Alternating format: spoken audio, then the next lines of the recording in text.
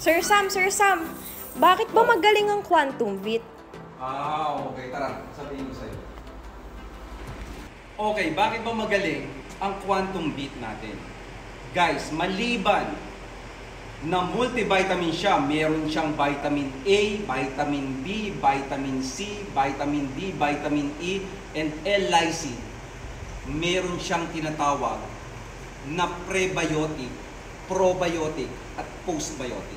Sino nakakakilala sa probiotic? Of course, alam natin yan. Ang probiotic, guys, ay good bacteria na nasa dyan. Okay?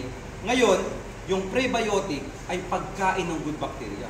Pag ininom mo to, may prebiotic na, naka-ready na, may probiotic na, naka-ready na, may postbiotic na. Ano yung postbiotic? Ang postbiotic ay yung byproduct ng good bacteria. Kasi nga, pinakain natin siya ng maganda, maglalabas siya ngayon ng byproduct. Which is, yung mga yan, ang nagpa-fast absorption sa mga vitamins. Kung mahina ang gut health ng aso, papaano maipapasa agad? Halimbawa, yung immune system kailangan mong palakasin. Dadaan muna sa gut health, di ba?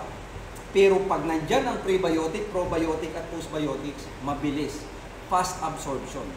Itong vitamins na ito, itong multivitamins na to ay fast absorption.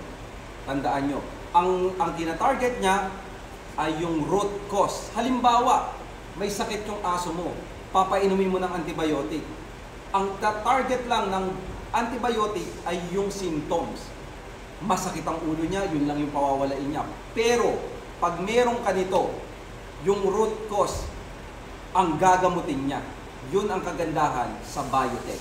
This is a biotech, guys. Quantum beat.